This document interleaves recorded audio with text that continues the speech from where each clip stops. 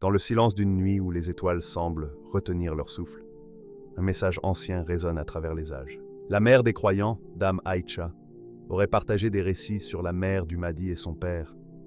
Mais que peut-on réellement comprendre de cette tradition? Un souffle de lumière, un murmure dans l'obscurité, une présence que seuls les cœurs sincères peuvent percevoir.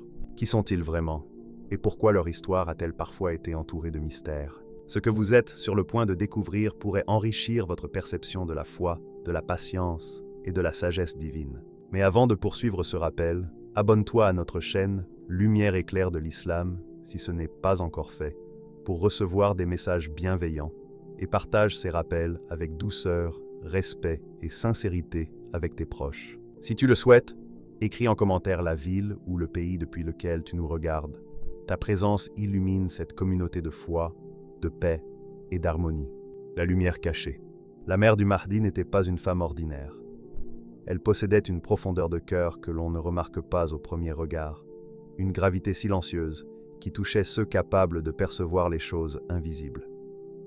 Dans ses gestes simples, dans la manière dont elle disposait les objets autour d'elle, ou guidait ses pas à travers sa demeure, il y avait une cadence presque divine, une harmonie subtile qui semblait résonner avec quelque chose de plus grand.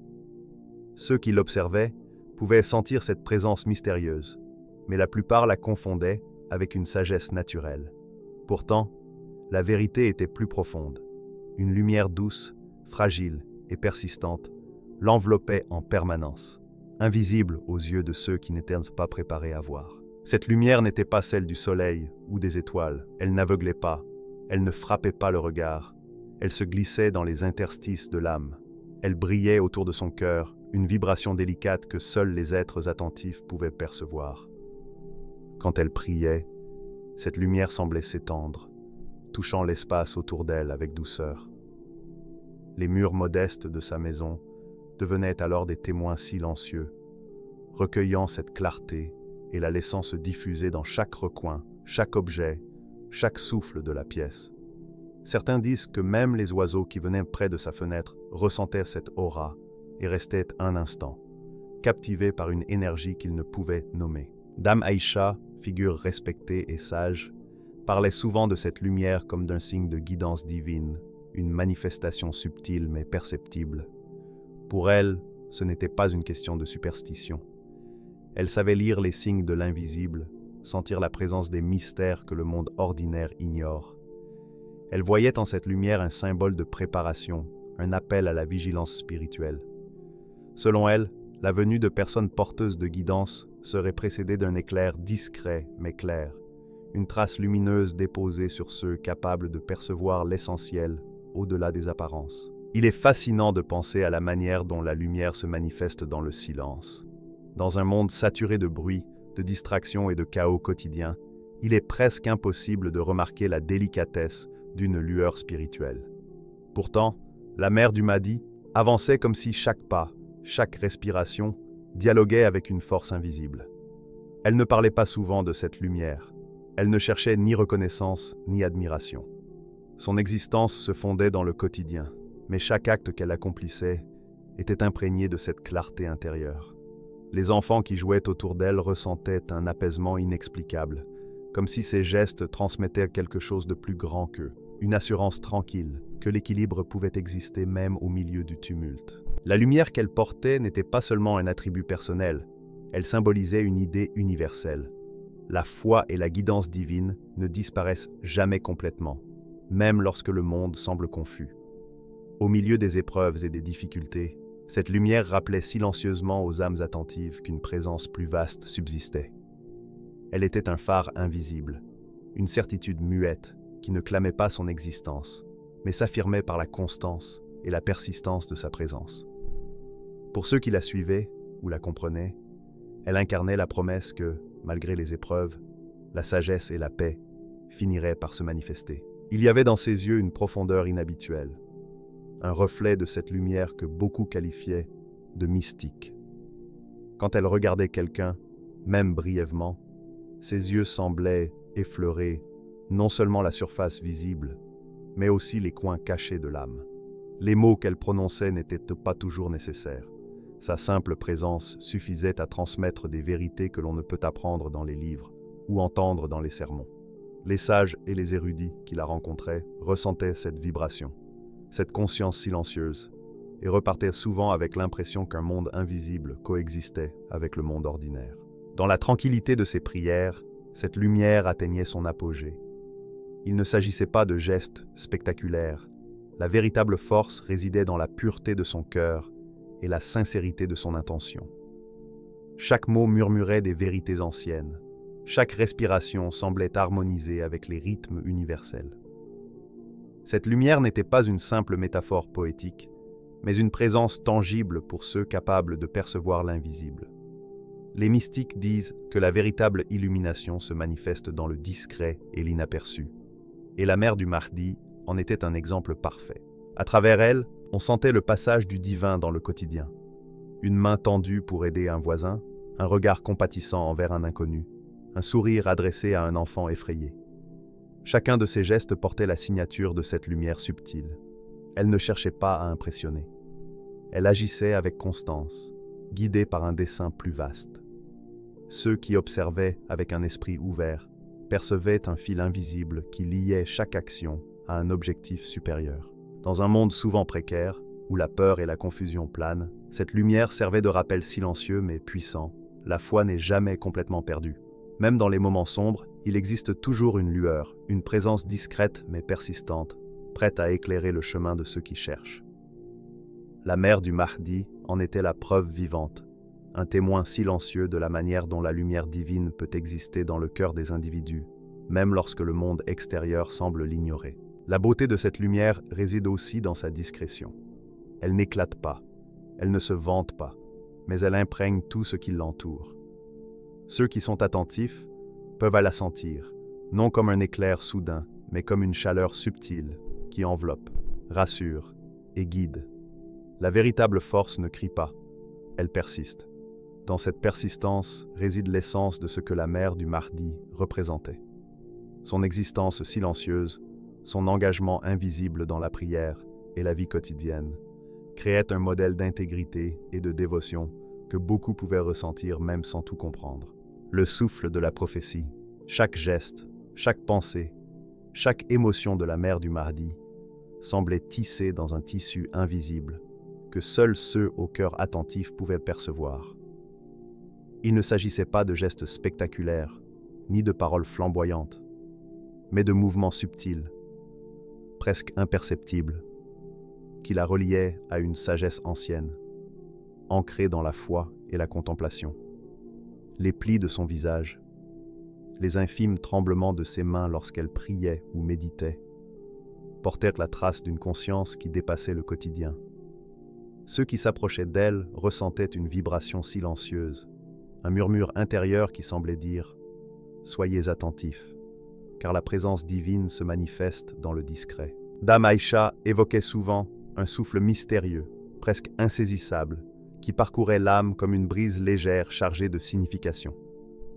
Elle le décrivait comme une vibration intérieure que l'on ressent quand la vérité se rapproche, lorsque des moments importants pour la foi ou la guidance se préparent. Ce souffle n'était pas audible ni visible de manière ordinaire. Il ne se révélait qu'à ceux capables de suspendre leur jugement, de s'arrêter un instant et d'ouvrir leur esprit. C'était une sensation fragile, semblable au frémissement d'une feuille dans l'air, mais dont la portée semblait infinie. Pour Dame Aïcha, ce souffle rappelait que rien dans le monde n'était laissé au hasard, et qu'il fallait être vigilant et attentif. Il est fascinant de constater comment ce souffle se manifestait dans le quotidien. Parfois, il apparaissait au détour d'un regard, quand la mère du Mahdi contemplait l'horizon au crépuscule, ou quand elle marchait pieds nus sur la terre humide après la pluie. Les détails les plus simples devenaient porteurs d'un sens plus vaste. Une brise qui caressait son visage pouvait sembler anodine pour un observateur inattentif, mais pour ceux qui savaient lire les signes de l'invisible, elle portait un message. Chaque instant peut contenir un enseignement. Chaque événement, chaque rencontre, chaque geste de cette femme se révélait comme un reflet discret mais persistant de la guidance divine. Dans un monde saturé de bruit et de distractions, ce souffle agit comme un guide silencieux.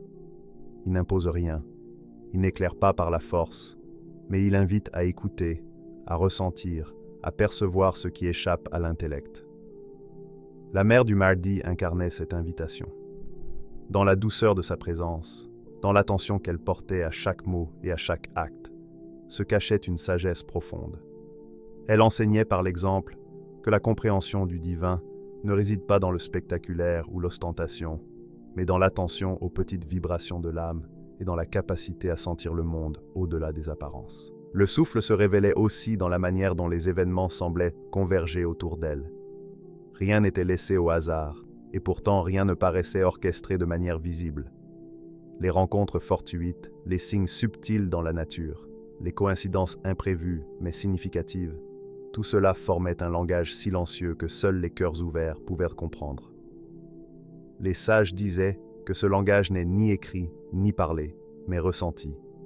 Il s'agit d'une communication directe entre l'âme et le divin, transmise à travers des impressions, des intuitions et des frissons subtils. La mère du Mahdi savait lire ce langage. Sa vie entière semblait guidée par sa capacité à reconnaître et interpréter ces signes invisibles. Ce souffle n'était pas seulement une expérience individuelle. Il touchait tous ceux prêts à écouter et à percevoir que le monde ne se limite pas à ce que l'œil voit ou que la raison comprend. Pour les croyants, il représentait un rappel constant que la justice divine et la sagesse de l'univers ne sont jamais absentes, même lorsque le chaos semble dominer. Dans les cœurs attentifs, ce souffle éveillait vigilance et patience. Il ne promettait pas une récompense immédiate, ni ne révélait tous les mystères à la fois, mais il guidait doucement vers la vérité, préparant l'esprit à accueillir ce qui devait advenir au moment juste. La relation entre ce souffle et la lumière qui enveloppait la mère du Mahdi est subtile mais profonde. La lumière, constante mais douce, matérialisait la présence divine, tandis que le souffle représentait le mouvement, le flux de la vie et de l'histoire à venir.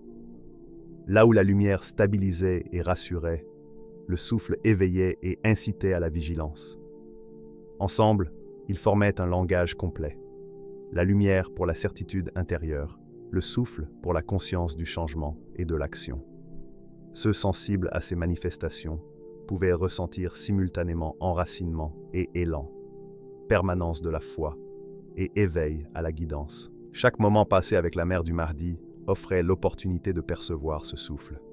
Que ce soit dans le murmure d'un ruisseau, dans le pas sur un sentier poussiéreux, ou dans le silence d'une prière nocturne, le souffle invitait à s'arrêter, à respirer, à se relier à quelque chose de plus vaste que soi.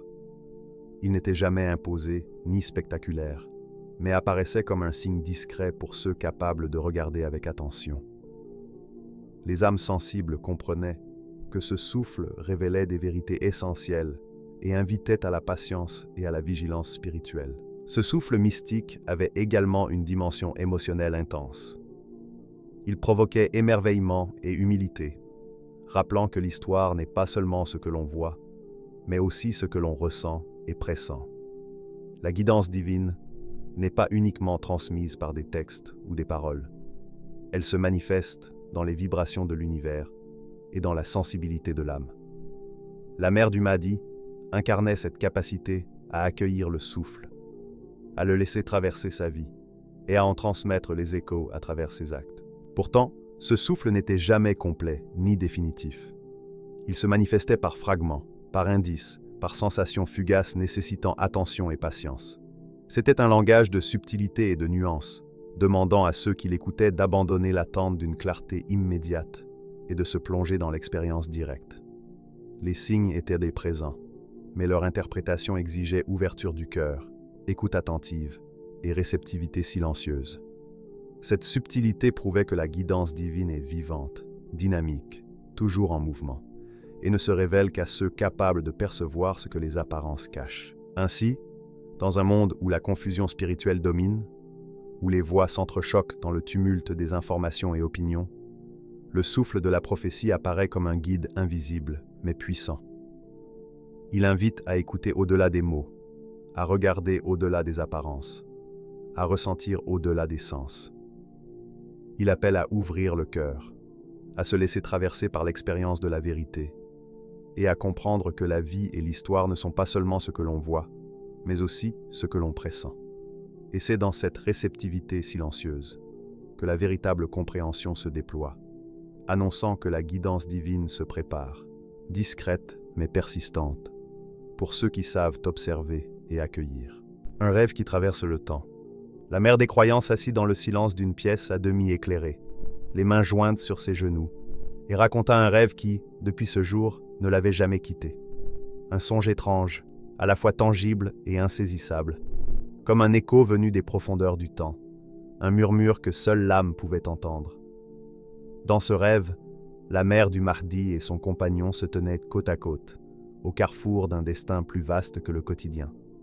Autour d'eux, le silence régnait, dense et presque palpable, comme si le monde retenait son souffle pour observer ce moment unique.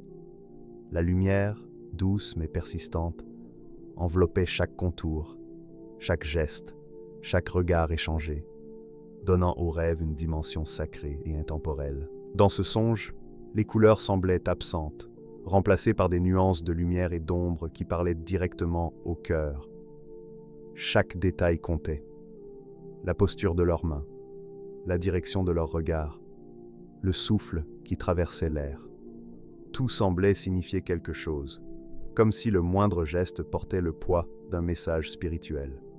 La mère des croyants décrivait comment elle sentait, dans ce rêve, une vibration qui la traversait, un frisson s'enfonçant dans les profondeurs de l'âme. Il ne s'agissait pas simplement de voir, mais de ressentir, d'entendre les silences et de comprendre que chaque instant pouvait être porteur d'enseignements pour ceux capables d'écouter. Le carrefour où se tenaient là les parents du Mahdi n'était pas un lieu ordinaire. Il représentait un point de convergence entre passé, présent et futur. Les chemins qui s'y croisaient étaient invisibles, faits de temps, de décisions et de conséquences, d'espoir et de réflexion. Le rêve semblait traverser les âges, reliant les générations dans un même souffle, une même promesse.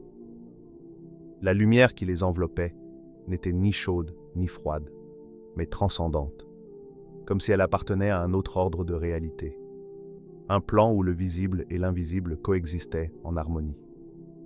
Et au centre de cette lumière, la présence de l'enfant à naître se faisait sentir, subtile mais réelle, comme un appel à la justice et à l'équilibre. Ce rêve n'était pas un simple songe, ni un produit de l'imagination. Il portait la densité de l'éternité, la gravité d'un message intemporel. La mère des croyants ressentait chaque instant comme un frémissement de l'univers lui-même, un rappel que la lumière divine ne s'éteint jamais et se prépare toujours dans l'ombre.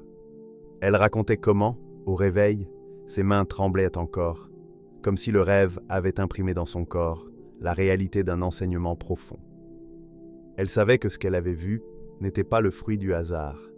C'était un fil invisible, reliant ceux qui vivent dans l'obscurité à la lumière qui surgit dans le cœur attentif. Dans ce songe, chaque geste des parents du Mahdi avait une signification profonde. Quand elle baissait les yeux, la lumière semblait se concentrer autour de son cœur, et lorsqu'il tendait la main vers elle, une vibration parcourait l'air, comme un appel silencieux à la vérité et à l'harmonie. Tout était symbolique, les positions, les silences. Même le fait de se tenir côte à côte semblait traduire l'unité et l'équilibre que leur descendance pouvait incarner. Le rêve montrait que l'enfant à naître serait un point de convergence des aspirations humaines, un être porteur de guidance et de lumière pour ceux qui savent accueillir le bien. Pourtant, ce rêve n'était pas dramatique ni effrayant. Il était empreint de douceur et de gravité, un mélange rare d'émerveillement et de solennité. La lumière n'éblouissait pas, elle caressait, le silence n'étouffait pas, il enveloppait. Chaque sensation dans ce rêve était amplifiée, chaque frémissement de l'air portait un message, chaque instant était saturé de signification. Les frontières entre le rêve et la réalité semblaient se dissoudre, et la mère des croyants comprit que ce qu'elle percevait n'était pas limité par le temps. Le rêve traversait les âges, reliant les générations passées à celles à venir, préparant chacun à reconnaître la lumière lorsque le moment serait venu. Cette vision intemporelle révélait aussi la fragilité du monde et la force de ce qui est à venir. Les chemins du carrefour n'étaient pas toujours droits ni sûrs, ils étaient parfois brisés, parsemés de doutes, symbolisant les épreuves que chacun peut rencontrer. Pourtant, malgré ces obstacles invisibles, le rêve ne portait ni peur ni désespoir. Il portait l'assurance que, Malgré le tumulte, l'équilibre et la guidance divine finirent par se manifester. La promesse était silencieuse mais claire. Une lumière se prépare dans l'ombre, et ceux qui savent écouter et comprendre seront guidés vers elle. Le frémissement spirituel que ce rêve suscitait n'était pas limité à la mer des croyants. Aujourd'hui, nous pouvons percevoir ce même écho dans nos vies, un sentiment fugace de guidance, un pressentiment subtil dans une conversation, un éclat de vérité dans un silence inattendu. Tout cela est le rêve traversant le temps, se manifestant dans le quotidien. Même si nous ne voyons pas la lumière directement, nous pouvons ressentir son souffle et sa promesse. C'est un rappel constant que la lumière divine se prépare dans l'ombre et qu'elle est toujours prête à émerger, même lorsque le monde semble plongé dans l'incertitude. Le rêve fonctionne comme un miroir pour l'âme. Il ne montre pas simplement ce qui est, mais ce qui pourrait être et ce qui peut s'accomplir. Il invite à la vigilance, à la conscience et à la réceptivité. Il rappelle que chaque action, chaque choix, chaque pensée peut se relier à quelque chose de plus vaste, que nos vies participent à un récit plus grand et plus ancien que nous-mêmes. Comme la lumière du rêve, cette connexion est discrète, subtile, mais persistante. Elle traverse le temps, touche les cœurs et guide ceux qui savent regarder et écouter. Dans le rêve, le monde extérieur disparaît presque entièrement. Il n'y a ni ville, ni conflit visible, ni luttes humaines. Il y a seulement la lumière, le silence et la certitude que le destin se construit, lentement mais inexorablement. Les parents du Mahdi sont immobiles mais pleinement présents, comme des gardiens silencieux d'un message sacré. L'enfant, bien qu'encore invisible, se fait sentir dans chaque vibration, chaque souffle, chaque scintillement de lumière. C'est un rappel que la justice et l'équilibre futur se manifestent dans les êtres humains, dans les choix et dans les vies alignées avec le souffle divin. Ainsi, ce rêve qui traverse le temps n'est pas seulement une histoire racontée par la mère des croyants. Il est un signal, une mémoire, un guide. Il nous rappelle que, même plongé dans l'ombre, la lumière divine se prépare. Il nous invite à rester attentifs, à écouter nos intuitions, à percevoir les frémissements du cœur et de l'âme, et à comprendre que la justice et l'équilibre, bien qu'encore à venir, sont déjà inscrits dans le tissu du temps, prêts à se manifester au moment opportun pour ceux qui savent voir et sentir au-delà des apparences. L'union sacrée et le mystère. Le lien entre la mère du Mahdi et son compagnon n'était pas un simple attachement humain, ni une union fondée sur des convenances ou des traditions. Il s'agissait d'une fusion d'âme et de lumière, une convergence subtile mais puissante qui transcendait le temps, l'espace et les perceptions ordinaires. Lorsqu'ils se tenaient ensemble, même silencieux, une vibration invisible émanait d'eux, un halo de certitude spirituelle que seuls les cœurs attentifs pouvaient percevoir. C'était comme si deux rivières anciennes, venant de sources opposées, se rejoignaient pour former un courant unique, indestructible et porteur de vie. Leur union était à la fois intime et universelle, personnelle et spirituelle. Dame Aïcha insistait sur cette essence spirituelle qui traversait les âges. Elle expliquait que ce lien ne pouvait se réduire à la simple relation familiale. Il incarnait la continuité de la foi et de la guidance dans l'histoire humaine. Chaque geste, chaque sourire, chaque regard échangé portait la mémoire des générations passées et la promesse d'un chemin spirituel durable. Là où le monde extérieur pouvait sembler chaotique, leur union constituait un point d'ancrage, un repère invisible mais indéfectible, rappelant que le fil de la vérité divine ne se rompt jamais. La lumière qui les enveloppait n'était pas seulement celle d'une existence individuelle. Elle reflétait une essence cosmique, une intention qui traverse le temps et guide le destin. Le mystère de leur union réside dans son invisibilité aux yeux ordinaires. On peut observer les gestes et les paroles, mais la véritable signification échappe à la perception superficielle. Il faut apprendre à voir avec l'âme, à ressentir avec le cœur. C'est une lumière silencieuse, subtile, mais éclatante pour ceux qui savent lire les signes du divin. Dans un monde où l'apparence domine souvent, ce lien agit comme un phare discret, mais immuable. Il rappelle que les vérités essentielles ne se mesurent pas, ne se possèdent pas et ne se montrent pas directement. Elles se vivent, se ressentent et se reconnaissent par la profondeur de l'intuition et la pureté du cœur. Leur rencontre et leur union sont comme un spectacle céleste invisible. On peut imaginer un ciel nocturne où des étoiles anciennes se déplacent pour former des constellations nouvelles.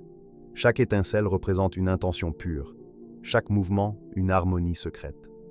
La mère du Mahdi et son compagnon, dans cette métaphore cosmique, sont ces étoiles qui se rapprochent, fusionnent et deviennent un point lumineux plus intense, capable d'éclairer l'obscurité autour d'eux. La lumière de leur union est simultanément intime et universelle, touchant non seulement leur existence, mais celle de tous ceux qui se connectent à la guidance divine. Dame Aïcha racontait que cette union est un mystère sacré, transmis de génération en génération, non pour être révélé au monde, mais pour être ressenti dans la profondeur de l'âme. La véritable compréhension de cette lumière ne passe pas par la curiosité ou l'analyse, mais par l'accueil silencieux et l'ouverture du cœur. Les croyants sont invités à percevoir ce mystère, non avec leurs yeux, mais avec leur âme, à se laisser traverser par la vibration de ce lien, et à comprendre que la lumière qui en émane est celle qui guide vers la paix, la justice et l'équilibre. Il y a quelque chose de profondément émouvant dans la manière dont cette union se manifeste. Elle n'est pas spectaculaire ni ostentatoire, mais chaque interaction entre eux est chargée de sens. Un simple échange de regards, une main posée sur l'autre, un sourire dans le quotidien. Chaque geste devient sacré, porteur d'une intention qui dépasse les limites de l'humain.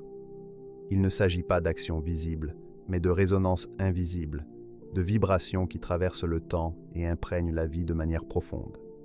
Ceux qui savent ressentir cette lumière peuvent percevoir sa force et sa permanence, et comprendre que l'union de ces âmes est à la fois un acte d'amour et de guidance spirituelle. Dans un monde où l'incertitude et la tromperie semblent régner, l'union de la mère du Mahdi et de son compagnon agit comme un rappel puissant de ce qui est essentiel.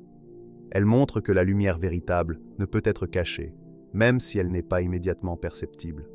Chaque croyant, chaque âme attentive, peut s'y connecter, non par l'intellect ou la spéculation, mais par la sensibilité intérieure, la conscience silencieuse et l'ouverture du cœur.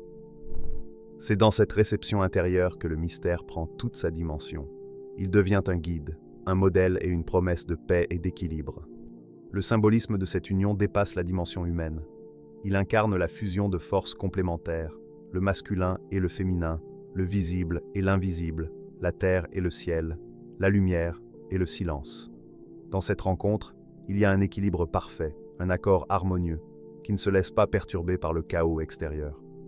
La mère du Mahdi et son compagnon représentent ce point de convergence, où des forces divergentes se rejoignent pour créer un tout plus grand que la somme de ses parties.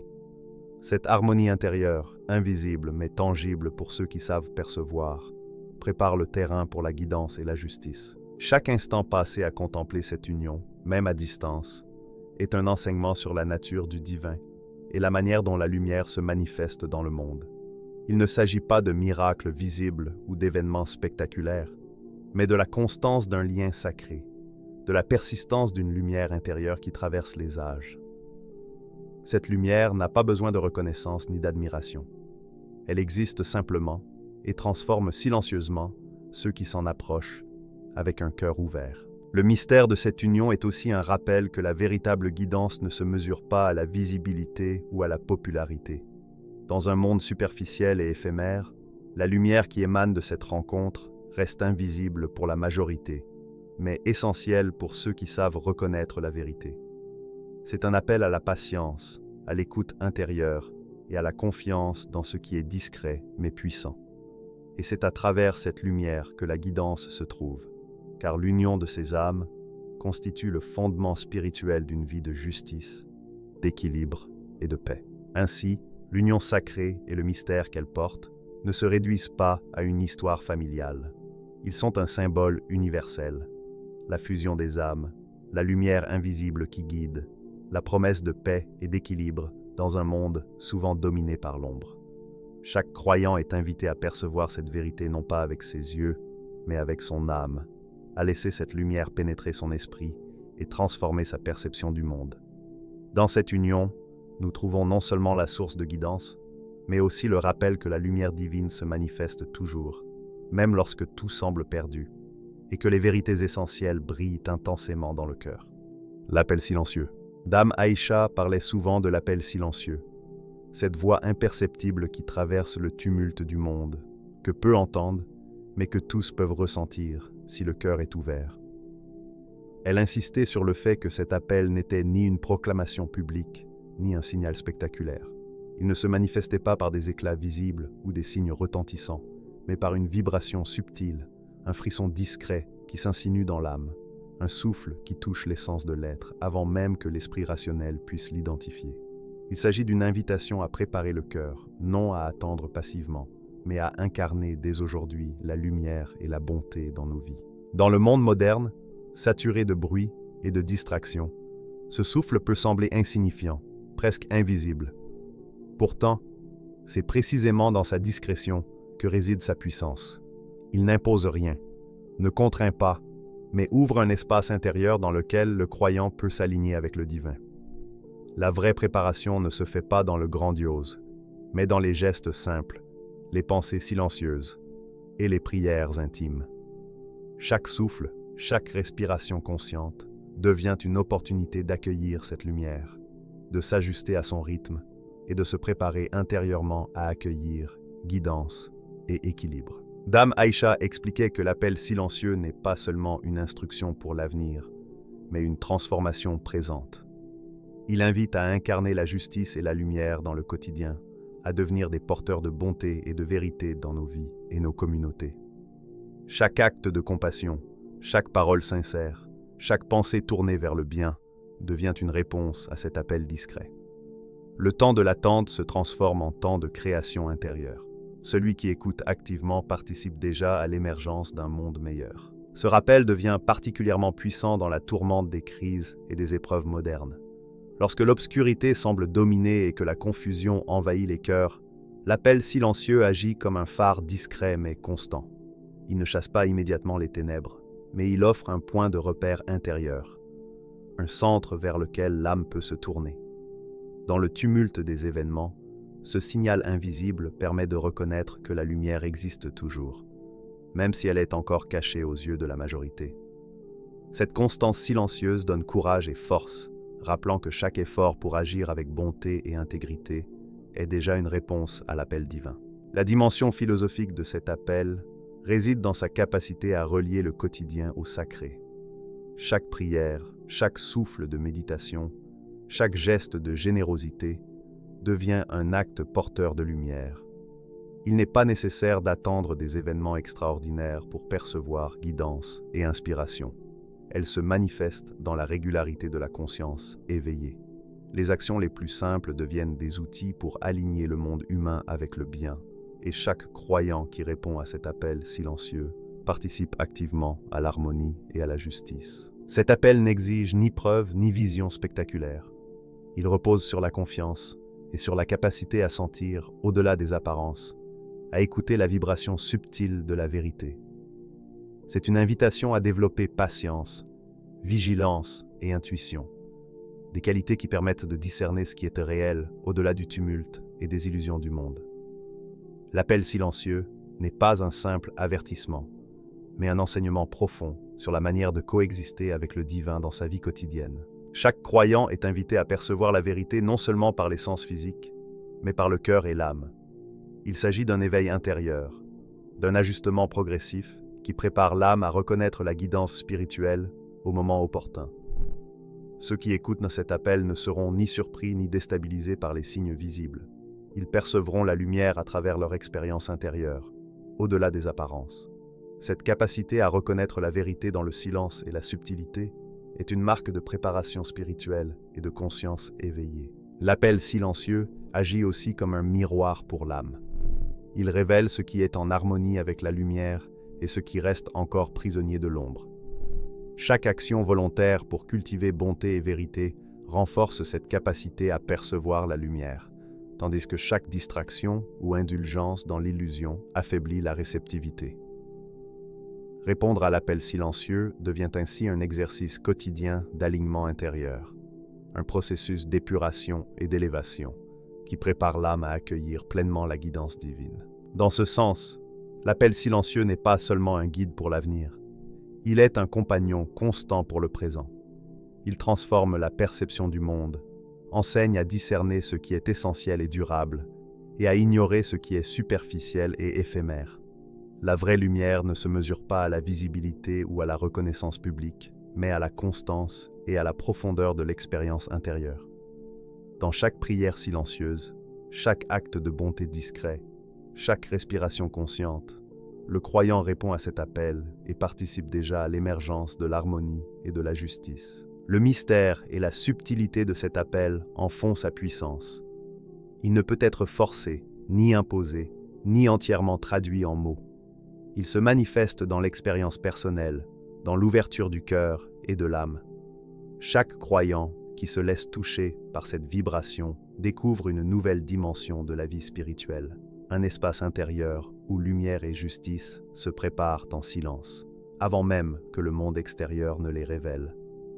Dans ce silence et cette écoute attentive se tisse le lien intime avec la guidance divine, universelle dans sa portée. Ainsi, l'appel silencieux enseigne que la préparation spirituelle ne consiste pas seulement à attendre un événement futur, mais à devenir dès maintenant ce que lumière et justice incarnent.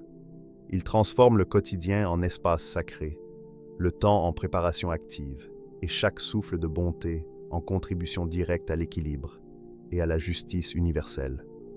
Ceux qui perçoivent cet appel et y répondent avec constance deviennent des témoins et des artisans de ce monde à venir, alignés avec la guidance divine et participant à la réalisation du bien sur terre. Enfin, l'appel silencieux rappelle que la véritable compréhension ne dépend pas des signes extérieurs, mais de la profondeur intérieure. Il n'y a pas de précipitation, pas de panique, pas de démonstration, seulement la conscience, la patience et la persévérance dans la bonté et la lumière. Lorsque le moment viendra, ceux qui auront écouté et répondu à cet appel reconnaîtront la vérité avec une certitude profonde que seule l'âme éveillée peut connaître. Alors que la nuit se referme et que le monde semble enveloppé d'ombre, souvenez-vous, la lumière n'est jamais perdue. Dame Aïcha nous rappelle que le secret de la mère du Mahdi et de son compagnon vit dans chaque cœur sincère et ouvert à la foi. Le Mahdi viendra, non pour être vu par tous, mais pour guider ceux qui ont cultivé la patience, la justice et la lumière intérieure. La vraie question n'est pas « quand apparaîtra-t-il ?», mais « suis-je prêt à percevoir la lumière et à l'incarner dans ma vie ?» Chaque souffle, chaque prière, chaque geste de bonté devient une part de cette préparation spirituelle. Alors ouvrez votre cœur, car ce que vous semez aujourd'hui peut éclairer le monde de demain.